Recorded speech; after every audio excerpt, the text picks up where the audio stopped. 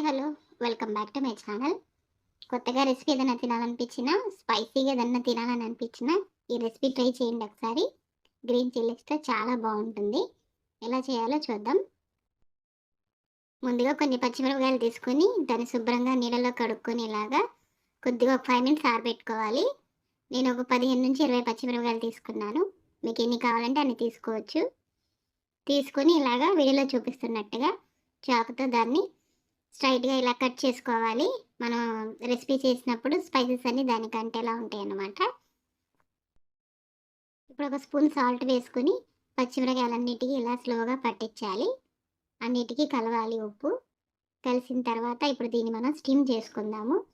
ఈ పచ్చిమిరపకాయలు స్టీమ్ చేసుకోవడానికి ఒక ఇడ్లీ పాత్ర తీసుకొని కొద్దిగా వాటర్ పోసుకొని దాని మీద ఇలాగా ఇడ్లీ పెట్టినట్టుగా మనం ఇడ్లీ వేసుకున్నట్టుగా పచ్చిమిరపకాయలు వేసుకోవాలి. నేను జస్ట్ ఒక ప్లేటే వేశాను. కింద ప్లేట్లన్నీ ఖాళీగానే ఉన్నాయి. ఇప్పుడు ఒక 5 మినిట్స్ స్టీమ్ అవ్వనిద్దాం దీన్ని. ఈలోపు మనం ఒక బౌల్ తీసుకుని అందులో ఒక కప్పు గోధుమ పిండి వేసుకోవాలి. మనం చపాతీలు చేసుకునే గోధుమ పిండి, ఒక స్పూన్ జీలకర్ర, తగినంత ఉప్పు, కొద్దిగా పంచదార, కొద్దిగా కొత్తిమీర వేసుకుని ముందు దీన్ని స్పూన్తో కలుపుకోవాలి. దీంట్లో కొద్దిగా పంచదార వేయడం వలన టేస్ట్ బ్యాలెన్స్ అవుతుందన్నమాట. ఇప్పుడు కొద్దిగా వాటర్ పోసుకుంటూ దీన్ని జారుడుగా కలుపుకోవాలి. చపాతీ ముద్దలా కాకుండా కొద్దిగా వాటర్ పోసుకొని మనం దోసల పిండి ఎలా ఉంటుందో దోసలు వేయడానికి కరెక్ట్గా అలా కలుపుకోవాలి. ఇలా ఉండాలన్నమాట పిండి. మనకు దోసలు వేయడానికి కరెక్ట్గా సరిపోతుంది. ఇప్పుడు మన పచ్చిమిరపకాయలని చూద్దాము. ఒక 5 మినిట్స్ తర్వాత మూత తీస్తే పచ్చిమిరపకాయలు ఇలాగా కలర్ చేంజ్ అయ్యి ఉంటాయి. మెత్తగా అయినాయి కదా. ఇప్పుడు దాన్ని దించేసుకొని పక్కన పెట్టుకుందాం. ఈలోపు ఒక కడాయి తీసుకుని దాంట్లో ఒక 2 స్పూన్స్ ఆయిల్ వేసుకోవాలి. ఒక స్పూన్ తాలింపు దినుసులు, ఒక స్పూన్ జీలకర్ర వేసి దీన్ని ఫ్రై చేసుకోవాలి. ఫ్రై చేసిన తర్వాత మన స్టీమ్ మీద పెట్టుకున్న పచ్చిమిరపకాయలని దాంట్లో వేసేసుకోవాలి. వేసేసుకుని సిమ్లో పెట్టుకుని దీన్ని కొద్దిగా ఫ్రై చేసుకోవాలి. ఇలా ఫ్రై చేసుకున్న తర్వాత దీంట్లో కొద్దిగా ఉప్పు, కొద్దిగా పసుపు యాడ్ చేసుకోవాలి. ఎక్కువే ఉడకవసరం లేదు ఇవి, ఎందుకంటే మనం ఆల్రెడీ స్టీమ్ చేసాం కాబట్టి ఆల్రెడీ మెత్తగానే ఉంటాయి.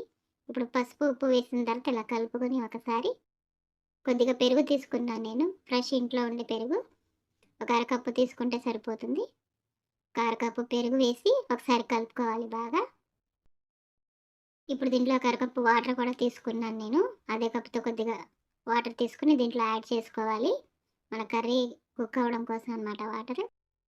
ఇలా వేసిన తర్వాత బాగా కలుపుకొని దీని మీద మూత పెట్టి ఒక 5 మినిట్స్ కుక్ అవనిస్తే సరిపోతుంది. ఎక్కువ అవసరం లేదు, జస్ట్ ఒక 5 మినిట్స్ అంతే. ఆఫ్టర్ 5 మినిట్స్ మన కర్రీ ఇలా ఉంటుంది. ఇది చాలా టేస్టీగా ఉంటుంది. అన్నంలోకైనా చపాతీలోకైనా మనకి స్పైసీ ప్లస్ పెరుగు కలిసి డిఫరెంట్ టేస్ట్ ఉంటుందన్నమాట.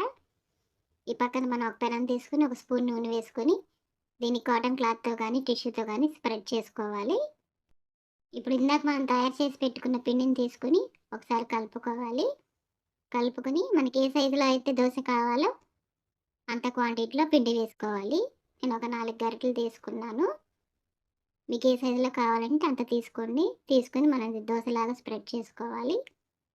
మరీ పలచగా వేసుకోవసరం లేదు, కొద్దిగా మందంగా ఉంటేనే ఇది బాగుంటుంది. ఇలాగా సిమ్లో పెట్టుకుని ప్రాసెస్ చేస్తే ఈ దోశ చాలా బాగుంటుంది.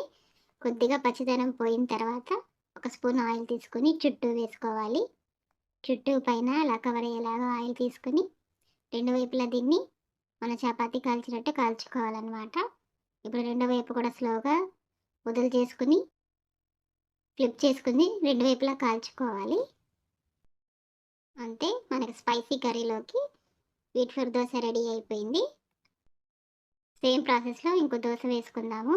కొద్దిగా నూనె వేసుకుని టిష్యూ పేపర్తో మొత్తం స్ప్రెడ్ చేసేసుకోవాలి. మనకి ఏ సైజులో కావాలో అంత పిండి తీసుకోవాలి. ఇలా స్ప్రెడ్ చేసుకోవాలన్నమాట.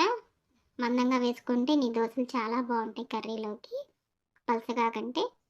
ఇలా మీకు ఎంత నూనె కావాలో అంత వేసుకుని ఎర్రగా కాల్చుకోవాలి రెండు వైపులా. మనం దీంట్లో కొత్తిమీర జీలకర్ర వేసాం కాబట్టి చాలా టేస్టీగా ఉంటాయి. మనకి చపాతీ కంటే టేస్టీగా ఉంటాయి. ఇలాగ 2 సైడ్స్ చపాతీ కాల్చినట్టు కాల్చుకొని తీసుకోవడమే. అయిపోయింది కదా. మనం ఇప్పుడు ఎన్ని కావాలంటే అన్ని వేసుకోవాలన్నమాట. నాకు ఒక కప్పు పిండికి 3 దోసలు వచ్చినాయి. మీకు ఏ క్వాంటిటీలో కావాలో అంత పిండి తీసుకోవచ్చు. మీకు ఇన్‌స్టంట్‌గా టిఫిన్ కావాలనుకుంటే ఈ వీట్ ఫ్లోర్ దోస 10 మినిట్స్‌లో వేసుకోవచ్చనమాట. చాలా టేస్టీగా కూడా ఉంటాయి, మెత్తగా కూడా ఉంటాయి. నేను అలా పట్టుకుంటే చూడండి ఎంత మెత్తగా ఉందో.